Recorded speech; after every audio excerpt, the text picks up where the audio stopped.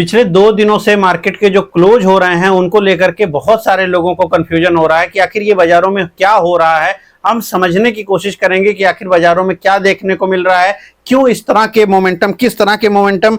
अगर आप ध्यान दीजिएगा तो मार्केट में इस समय पिछले 2 दिनों से जो क्लोजिंग हो रही है वो बहुत ही ज्यादा डिफरेंट हो रही है रियल मार्केट के टर्म में, और वो जो क्लोजिंग आ रही है वो बिल्कुल ही अलग आ रही है। और बड़े बड़े यानी जब अगर आप जानते हो मार्केट में तो 3:15 के बाद एकाएक करके बाजारों में जो नंबर्स हैं वो तेजी के साथ बदल रहे हैं, इंडेक्स में भी और स्टॉक्स में भी, जिनमें कोई वॉल्यूम नहीं है। पहला चीज आपको ये समझना पड़ेगा कि रूल्स बदले हैं। अब रूल में क्या है, तो अभी फिलहाल ये चीज आपको क्लियर पता होनी चाहिए कि नॉर्मल मार्केट 3:15 तक के लिए चल रही है। 3:15 के बाद जो है कैश की मार्केट बंद हो जा रही है, यानी कैश के जो भी स्टॉक्स हैं वो सब सारे क्लोज हो जाएंगे।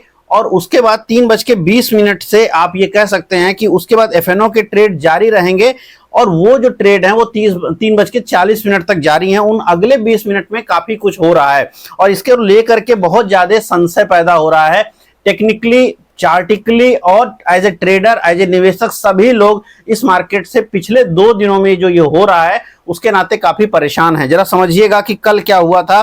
तो पहले चीज आपको समझना पड़ेगा, अगर आप देखोगे इसी चार्ट में, और ये सिर्फ स्टॉक में नहीं हो रहा है, ये सिर्फ इंडेक्स में नहीं हो रहा है, ये स्टॉक्स में भी हो रहा है। मैं आपको स्टॉक पहले दिखाऊं अगर, तो कल अब रिलायंस का चार्ट आप देखिए, ये रिलायंस है, और कल को अगर आप देखोगे कल की स्थिति को तो आपको साफ दिखेगा, ये कल का चार्ट है। कल एक बेहतरीन यानी कहिए अंतिम समय में एक बड़ा मूवमेंट देखने को मिला। इसी तरीके से एचडीएफसी, इसी तरीके से बजाज ऑटो, यहाँ पर बजाज ऑटो देखिए, ये आज का है। बजाज ऑटो में शाम को एकाएक करके 150 पॉइंट तक की जो है बड़ा मूवमेंट देखने को मिल रहा है, और इस पे कोई वॉल्यूम नहीं होता है।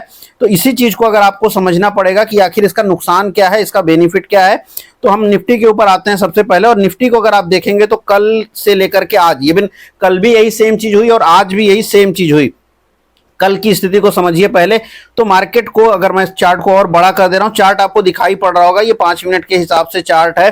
तो जैसे मैंने कहा कि 3:15, तो 3:15 की स्थिति है कि यहाँ पर बाजार जो है आपको बिल्कुल नॉर्मल दिखेगी, और इस वाले पॉइंट पर मार्केट का जो लेवल है वो कहीं 24,550-60 आप कह सकते हैं, 24,560 का मार्केट आपका ट्रेड हो रहा था। उसके बाद क्या हुआ, यकाएक करके बाजार, इसमें ट्रेडिंग नहीं हो रही है, यकाएक करके बाजार ऊपर चली जाती है। और क्या हुआ, तो जो मार्केट आपका कल शाम की बात याद रखिएगा, तो 24,000 करीब 24,560 के आसपास था, वही आप कह सकते हो 3:20 पे, चूंकि वो 5 मिनट तो बाजार एक प्रकार से कम ट्रेड हो रही है, 3:20 पे क्या हो रहा है, वही सेम इंडेक्स आपका 24,780 ट्रेड हो गया। अब हो ये रहा है कि ये पॉइंट करीब 200 पॉइंट का मूवमेंट है। अब इन 200 पॉइंट के नाते क्या होता है, जो ऑप्शंस के प्रीमियम्स हैं वो इसको बिहेव कर रहे हैं इसके ऊपर, यानी उनमें बदलाव हो रहा है। चूंकि अब कैश मार्केट बंद हो गई है, एफएनओ मार्केट वापस से ट्रेड हो रही है, और ऑलरेडी जो ऑप्शंस हैं, जो आप लोग ऑप्शंस ट्रेड करते हैं वो ट्रेड हो रहे हैं। इसके नाते जो ऑप्शन बायर है और सेलर है, दोनों को बहुत ज्यादा दिक्कत हो रही है। अभी हम ऑप्शन की बात करेंगे, लेकिन ये आपको देखने को मिला, यानी करीब 200 पॉइंट। अब इसके बाद आज क्या हुआ, जो आज आपने देखा था एक बड़ी गिरावट, ये बहुत बड़ा कारण यही है, क्योंकि आज, अब कल कहां पे हम थे, कल हमारी, अगर हम 3:15 की बात कर रहे हैं तो हम यहां थे 3:15 पर हम लोग थे 24,560 के आसपास में। और आज सुबह कहां पे हम ओपन हुए हैं, ओपन होते ही हमारा लेवल ये है जो कि है 24,630 के आसपास।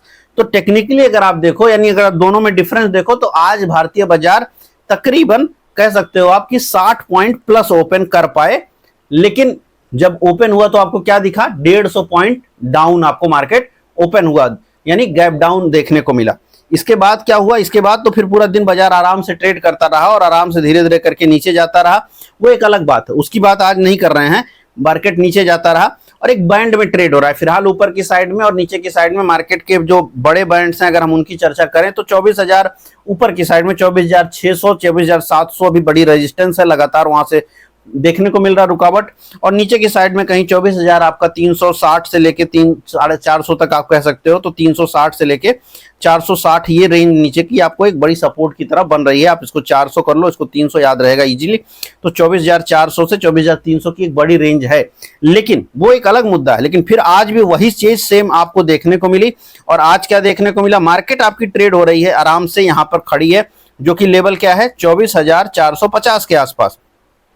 अब 24,450 से बाजार जो है एकाएक करके क्या कर गई है, ऊपर चली गई है। यहाँ पे आप देखिए 24,450 का लेवल है और एकाएक करके बाजार जो है 3:20 के बाद कहाँ खुलती है, 24,614 पे। अब 24,614 तकरीबन वापस से वही 170-80 पॉइंट मार्केट ऊपर चली गई।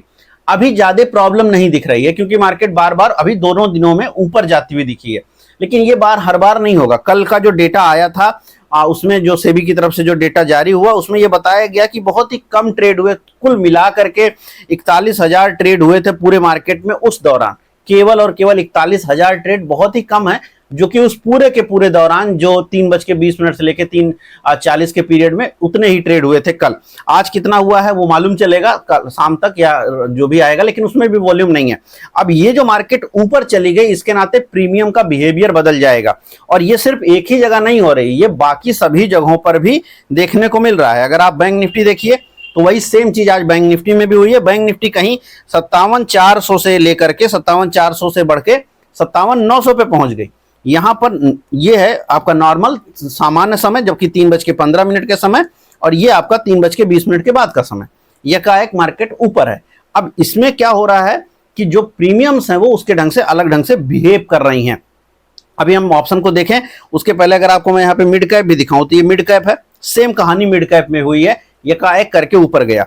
तो पहला ये बहुत बड़ा दुविधा है। अब यही सेम चीज प्रॉब्लम ये कर रही है कि जब निफ्टी को अगर आप देखोगे तो अब निफ्टी को अगर कोई चार्टिकली यानी अगर आप चार्ट के आधार पर निफ्टी को एनालाइज करते हो तो कल ये जो लेवल था ये बाजारों को बुलिश बना रहा था। ये एक प्रकार का फेक मूवमेंट था, लेकिन इसके नाते बाजार जो है बुलिश जोन में बंद होता है और उसके बाद आज वो पूरा फॉल करता है। तो एज ए ट्रेडर आप गलत डायरेक्शन में बढ़ रहे हैं इसके नाते, चूंकि ये मिस इंफॉर्मेशन है जो कि चार्ट पे दर्ज हो रही है। तो पहला चीज है कि कोई भी सॉफ्टवेयर ऐसा अभी नहीं बने हैं कि वो जो है आपका 3:15 पर ही अपना क्लोज प्राइस ले ले और उसके बाद का जो मार्केट कर रहा है उसको ना देखे। अब ये हो क्यों रहा है, क्योंकि जाहिर सी बात है मंडे से यानी जो अभी कल का दिन था वहां से अभी आने वाले वक्त में ये चीज होगी, क्योंकि अभी सेबी ने इसमें चालू किया है कि वो क्लोजिंग पर ये करेंगे और उनका मानना ये है कि इससे जो है नया प्राइस बिहेवियर आएगा या यूं कहिए नई प्राइस डिस्कवरी अच्छे से आएगी। फिलहाल की जो स्थिति है प्राइस डिस्कवरी का तो छोड़ दीजिए, जो भी हो रहा है ये सभी को एक उलझन दे रहा है, परेशानी दे रहा है, क्योंकि इसके नाते चार्ट चाहे जिस टाइम फ्रेम पर अगर आप देखो ये पूरा चार्ट खराब हो जा रहा है, बिगड़ जा रहा है और इसका असर ट्रेडर और निवेशक सभी को देखने को मिलेगा।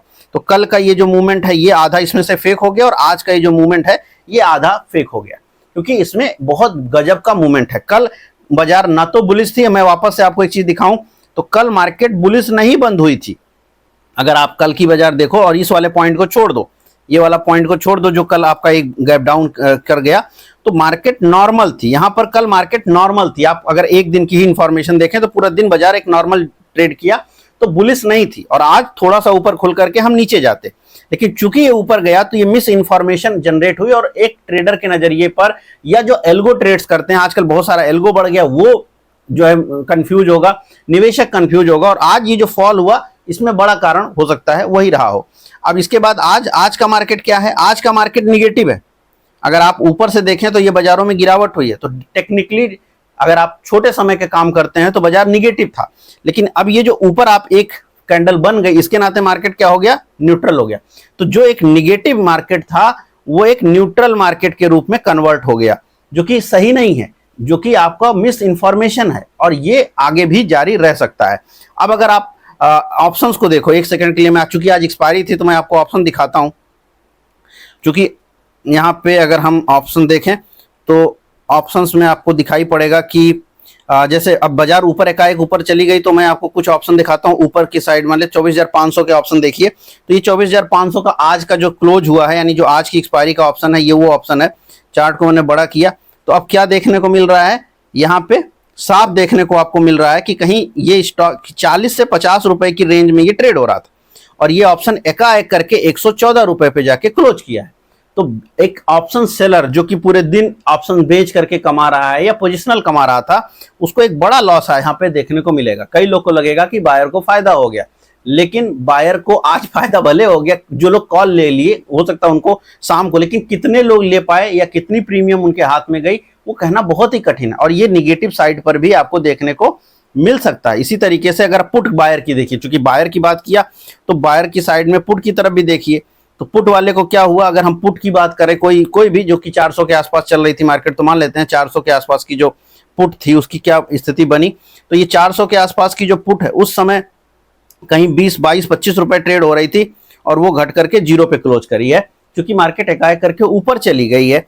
इसी तरीके से अगर आप इसी मार्केट को मान लीजिए थोड़ा और करीब आते हैं, कोई 600 की अगर पुट है उसकी स्थिति को देखेंगे तो यहाँ पे स्थिति बहुत ही बुरी दिखेगी। क्यों दिखेगी, क्योंकि यहाँ पर 140 रुपए पर ये ट्रेड हो रही है, चूंकि मार्केट 140 के आसपास है, चूंकि वहीं पे क्लोज हो रही है, और आज को आपको याद है आज एक्सपायरी है, तो आज इसको यहीं पे क्लोज हो जाना था, इसको 140 पे क्लोज होना था। तो एक बायर जिसने इसको चाहे जिस रेट पे खरीदा था वो इस पे 140 पे उसको प्रॉफिट बनना चाहिए था, या यूं ये जो भी कमा रहा होगा 10, 20, 50 रुपए कहीं भी उसने अगर खरीदा है तो वो ऊपर गई है, उसको प्रॉफिट बन रहा है। मान लेते हैं 100 पे भी खरीदा है तो 140 पे क्लोज होता तो उसको पैसे बनते, लेकिन चूंकि ये एकाएक करके बाजारों में तेजी आया तो उसके नाते इसकी वैल्यू तुरंत से 0 हो गई, तो उसको एग्जिट ही नहीं मिला। ये प्रॉब्लम आज अभी जबकि वीकली एक्सपायरी है तो नहीं समझ में आ रही, लेकिन जिस दिन मंथली एक्सपायरी आएगी ये प्रॉब्लम बहुत बड़ी हो जाएगी। क्यों बड़ी हो जाएगी, अब समझिए बजाज ऑटो को मैं क्यों दिखा रहा हूं। तो स्टॉक्स में आपको मालूम है फिजिकल सेटलमेंट होता है। अब जब स्टॉक्स में फिजिकल सेटलमेंट होता है, अगर मान लीजिए आप बजाज ऑटो है और ये कहीं 11,550 रुपए पे ट्रेड हो रहा है, और यकाएक करके ये कहीं 11,600 या 650 पहुंच जाएगा, तो जो भी कॉल पुट है इन द मनी उनका सब कुछ वैल्यूएशन चेंज हो जाएगा। क्यों, क्योंकि यहां पर अभी जो कॉल या पुट का भाव है वो इसके आधार पर डिफरेंट हो जाएगा। अगर हम मान लेते हैं कि इसकी 10 रुपए प्रीमियम है यहाँ पर पुट की, तो वो तो 0 हो जाएगी, लेकिन अगर 10 रुपए की कॉल है तो उसकी वैल्यू 110 रुपए यहाँ पर हो जाएगी। कॉमन सेंस है। अब इस स्थिति में क्या हुआ, जो भी बायर है उसको पैसा बना, लेकिन जो सेलर है उसको बहुत बड़ा नुकसान हो सकता है। सेम केस बायर के साथ में पुट में हो सकता है कि पुट उसके 110 के चल रही हो और अब वो 0 हो जाएगी, सीधे 0 हो जाएगी। अब फिजिकल सेटलमेंट में प्रॉब्लम क्या आएगा कि अगर कोई आदमी फिजिकली स्टॉक को लेकर के बैठा है, यानी ऑप्शंस को लेकर बैठा है, और 610 पे फिजिकल सेटलमेंट उसको देना पड़ा, भले ही उसका प्रीमियम तो वो 0 होने वाला था या 140 हो गया, लेकिन अब उसको फिजिकली भी उसको सेटल करना है। क्योंकि फिजिकल सेटलमेंट है तो यहां पर तैयारी थी कि कोई आदमी आउट ऑफ मनी ट्रेड करके बैठा था तो उसको फिजिकल सेटलमेंट नहीं करना था, क्योंकि ये उसके लिए आउट ऑफ मनी था, ये कॉल भी आउट ऑफ मनी थी। लेकिन अब ये कॉल इन द मनी हो गई, और अब क्या हो गया, अब इसको चूंकि ये एटीएम हो गया या इन द मनी हो गया, तो अब इसको फिजिकल सेटलमेंट में जाना पड़ेगा। तो ये जो कॉल होल्डर है और ये जो पुट होल्डर है, दोनों बायर है, उनकी हालत खराब हो जाएगी। तो ये एक्सपायरी जिस दिन होगा, जिस दिन स्टॉक एक्सपायरी होगा, अगर ऐसा होगा तो बीइंग ए ट्रेडर, चाहे बायर साइड पे आप ऑप्शंस को ट्रेड करते हो या सेलर साइड पे, बहुत दिक्कत आएगी, बहुत तकलीफ हो सकती है कुछ लोगों को। और स्टॉक का प्राइस इस ढंग से अगर बिहेव करेगा, अभी तो ये तेजी के साइड हुआ, अब अगर आप एग्जांपल लीजिए कि अगर ये मंदी के साइड हो जाए, जैसे मान लेते हैं कि हम HDFC बैंक में जाते हैं, तो क्या यहां हुआ, यहां भी हुआ, यहां भी कल भी हुआ था और यहां आज भी हुआ। कल यहां पे छोटा हुआ था, ये कल का बात है, तो कल यहां पे ज्यादा बड़ा प्राइस बिहेवियर नहीं था, लेकिन आज यहां पे जो प्राइस बिहेवियर है वो बहुत ज्यादा है।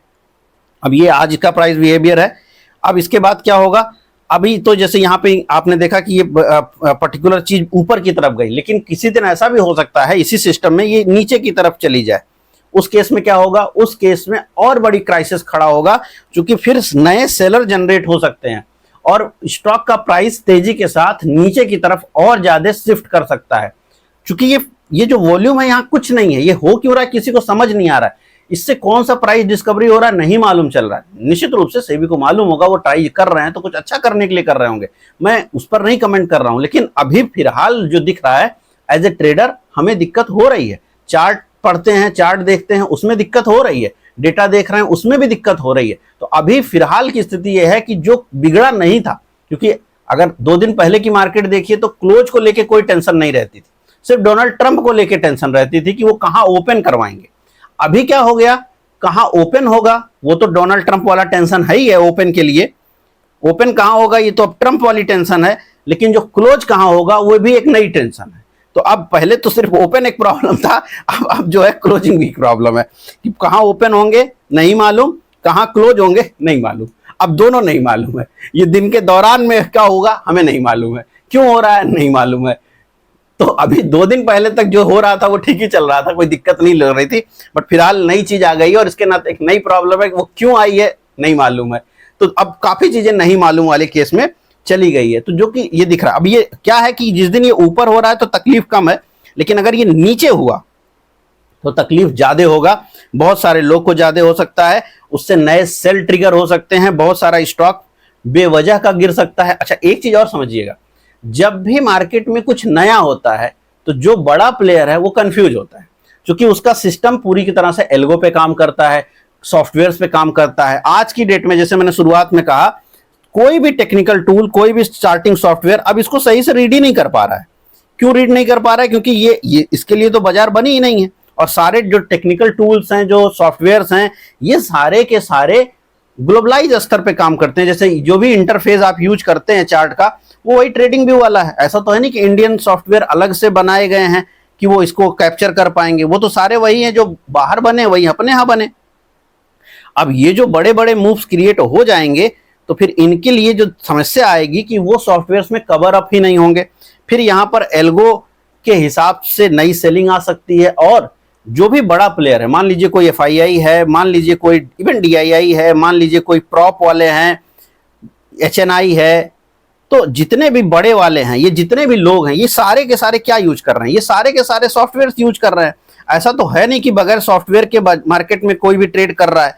अब अगर जितने भी लोग हैं ये जो सॉफ्टवेयर यूज कर रहे हैं, अगर वो ठीक से काम ही नहीं करेंगे, एल्गो ठीक से काम ही नहीं करेंगे, क्योंकि ये सिस्टम एक अलग ढंग से जा रहा है, तो ये जितने भी एचएनआई हैं, जितने भी आपके डीआईआई हैं, डीआईआई को तो छोड़ दीजिए फिर भी, लेकिन जो अपना एक सबसे बड़ा रूठा हुआ आदमी था एफआईआई था, और प्रॉप, तो ये वापस से इनके लिए प्रॉब्लम खड़ी होगी। और ये एफआईआई हैं, ये कहीं और जाने लग जाएंगे, या एचएनआई कहीं और जाने लग जाएंगे, तो मार्केट के सामने नई प्रॉब्लम खड़ी हो जाएगी। ऑलरेडी मार्केट बहुत सारी समस्याओं से जूझ रहा है, ऐसे में नई समस्या का जन्म होगा, और ये जो नई समस्या है ये मार्केट के स्ट्रक्चर को लेकर के खड़ा हो जाएगा, जिसमें और लोगों को दिक्कत हो सकती है। तो ये पूरा का पूरा जो है ये अपने आप में एक प्रॉब्लम तो है ही है, क्लोज कहाँ होगा, और इसका जो है दूरगामी असर भी हो सकता है स्टॉक्स के ऊपर भी, नेट इनफ्लो के ऊपर हो सकता है कि कितना ट्रेडिंग कम हो जाए, वॉल्यूम ही कम हो जाए, ये सारी संभावनाएं बनती हैं। और स्टॉक के ऊपर या स्टॉक के हेल्दी होने पर मार्केट के अच्छे परफॉर्म करने के लिए जो इन्वायरमेंट है वो ठीक होना चाहिए। इससे इन्वायरमेंट खराब हो जाता है तो फिर निवेशक भी इसके दायरे में आता है। प्रॉब्लम उसको भी होती है कि भाई जब मार्केट ही ठीक नहीं लगेगी तो कोई एफआईआई जो आना चाह रहा है वो आना बंद कर देगा। अभी वैसे भी इतने सालों से वो नहीं आ रहा है। इस महीने जो जुलाई का गया महीना है इसमें थोड़ा डेटा सही हो गया, 5,000 करोड़ केवल रह गया सेलिंग। अब क्या मालूम वो वापस से अगस्त में आपके साथ ही ना रह जाए, क्योंकि स्थिति बिगड़ रही है किसी भी कारण से। अगर बच्चा तो पहले से ही दुखी है, वो तो गुस्सा है ही है, उसको अगर वापस से किसी भी कारण से दुखी किया जाए तो फिर प्रॉब्लम बढ़ेगा, तो निवेशक को भी बढ़ेगा, मार्केट के ओवरऑल परफॉर्मेंस पे बढ़ेगा। तो स्थिति काफी दिखने वाली होगी आगे क्या होगा। लेकिन ये है कि फिलहाल ये प्रॉब्लमेटिक है। तो अगर आप ट्रेड करते हैं, अगर आप बाजारों में हैं तो थोड़ा कोशिश करें कि दूर के ट्रेड्स करें, यानी करीब में ना करें, यानी जो एक्सपायरी अभी हो रही है उस पर ना करके अगले हफ्तों की एक्सपायरी, अगले महीनों की एक्सपायरी में काम करिए। वहां पर ये जो मूवमेंट है वो थोड़ा कम रहेगी, अगले दिन उसके एवरेज आउट हो जाएगा, क्योंकि बाजार वापस से अपने बैक टू नॉर्मल पे जाती है। हो सकता है 2-4 दिनों के अंदर चीजें बेहतर हो जाएं, चीजें ठीक हो जाएं। अगर एक बार को जब चीजें ठीक हो जाएंगी तो भी इशू नहीं रह जाएगा। तो लेकिन जब तक ऐसा हो रहा है तब तक तो हम लोग को झेलना है। और अगर ये करना है तो फिर वही है कि आपको वेट करना है, समझना है, देखना है और कोशिश करनी है कि 3:15 तक अपना काम निपटा लीजिए और थोड़े दूर के ऑप्शन या दूर के स्टॉक में ट्रेड करिए। स्टॉक में अगर कोई सर्टेन पॉइंट 3:30 बजे के बाद ट्रिगर हो जाए मंदी की साइड में या तेजी की साइड में, मंदी के साइड में जब ट्रिगर होता है तो लोगों के स्टॉप लॉस लग जाते हैं। तो अगर नीचे की साइड में आपका स्टॉप लॉस कोई आ गया, कोई भी एसएल आ गया, किसी भी कारण से एसएल आ गया, तो 3:30 बजे के बाद अगर 3:20 पे आ रहा है तो आप उसको वेट कर लीजिए, उस पर ना क्लोज करिए, क्योंकि चांसेज ये हैं कि अगले दिन फिर वापस से मार्केट उसके हिसाब से रिएक्ट करेगी। सभी स्टॉक्स में नहीं है, ये एफएनओ के स्टॉक्स में है, लेकिन चूंकि वो बड़े स्टॉक्स हैं, मार्केट को हैवी वेट हैं, वो वही परफॉर्म करके देते हैं बाजारों को इंडेक्स लेवल पर, इसलिए ये चीज़ें काफ़ी ठीक है। आपको समझना पड़ेगा, गंभीर है और इस हिसाब से बच के चलिए और उम्मीद करिए कि चीज़ें ठीक हो जाएंगी। क्या आपका किस तरह से आपने 2 दिनों में इस को देखा है, जरूर कमेंट बॉक्स में लिखिएगा कि इस संशोधन से आपको क्या समझ में आ रही है, क्या बदलाव हो रहे हैं, ये अच्छे हैं, बुरे हैं, क्यों हैं, जरूर कमेंट में लिखिएगा। मैं मिलूंगा कल नए वीडियो में। अब रेगुलर वीडियोस मेरे आने लग जाएंगी, कोशिश रहेगी कि कोई भी गैप नहीं हो, वापस से मैं ठीक हूं तो मैं अब जो है आपको मिलता रहूंगा रेगुलर बेसिस पे, कोशिश रहेगी। तो जरूर कमेंट बॉक्स में लिखिएगा आपको क्या लग रहा है। मैं मिलता हूं कल नए वीडियो में। इस वीडियो में इतना ही, धन्यवाद।